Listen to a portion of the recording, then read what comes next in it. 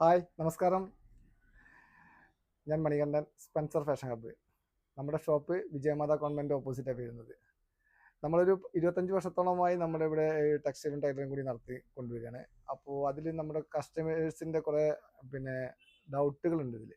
അവർക്ക് ഈ ഷർട്ടൊക്കെ അയൺ ചെയ്തിട്ടുണ്ടെങ്കിൽ ഒന്നാകെ നിറച്ച് പോവുകയാണ്, അതേപോലെ തന്നെ അയൺ ചെയ്ത ചുളിവ് മാറുന്നില്ല, അങ്ങനത്തെ കുറച്ച് പ്രശ്നങ്ങളുണ്ട്. അപ്പോൾ അതിന് അവർക്ക് ഈ ലിനൻ ഷർട്ടൊക്കെ എടുത്തിട്ടുണ്ടെങ്കിൽ എത്ര അയൺ ചെയ്താലും അവർക്ക് ഒരു കാരണവശാലും ചുളിവ് മാറുന്നില്ല. അതിനെന്ത് ചെയ്യണം? അതേപോലെ അവർക്ക് അയൺ ചെയ്യാൻ കൊടുത്തിട്ടുണ്ടെങ്കിൽ തന്നെ ഒന്നാകെ കളറൊക്കെ നരച്ചു പോവാണ്. അപ്പോൾ അതിന് ശ്രദ്ധിക്കേണ്ട കുറച്ച് കാര്യങ്ങൾ ഞാൻ പറയാം. നമ്മുടെ ഷർട്ട് എപ്പോഴും കോട്ടൺ ആയാലും ശരി, ലിനൻ ആയാലും ശരി, നമ്മുടെ ഉൾഭാഗത്തു നിന്നാണ് അയൺ ചെയ്യാൻ പാടുള്ളൂ.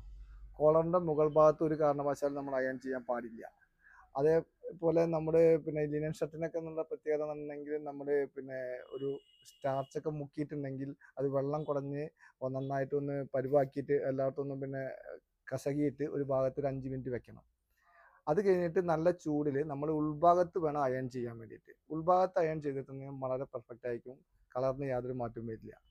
അതേപോലെ കോട്ടൺ തുണിയിലൊക്കെ ആണെങ്കിൽ നമ്മൾ വെള്ളം സ്പ്രേ ചെയ്തിട്ട് പതുക്കെ നമ്മൾ ആ വെള്ളം കുറേശ്ശെ സ്പ്രേ ചെയ്താൽ മതി. ആ വെള്ളം വറ്റുന്നത് വരെ ഇങ്ങനെ ചൂടിൽ പതുക്കെ നീക്കിയാൽ മതി. ഉള്ളിൽ നിന്ന് അയൺ ചെയ്യാൻ പാടുള്ളൂ. അതേപോലെ കോളറിൻ്റെ അടിഭാഗത്താണ് എപ്പോഴും അയൺ ചെയ്യാവുള്ളൂ. കോളറിൻ്റെ മുകൾ ഭാഗത്ത് അയൺ ചെയ്യാൻ പാടില്ല. ഡാർക്ക് കളർ ഷർട്ടൊക്കെ ആണെങ്കിൽ ആ അയൺ ബോക്സിൻ്റെ അടയാളം വരും, വേറെ ഒരു വെള്ള കളറും വരും. പെട്ടെന്ന് തന്നെ ഷർട്ട് ഒഴിവാക്കേണ്ട ഇത് വരും. അപ്പോൾ ഒരു കാരണവശാലും നമ്മൾ ശരിക്കും പോലെ മുകൾ ഭാഗത്ത് അയൺ ചെയ്യാൻ പാടില്ല.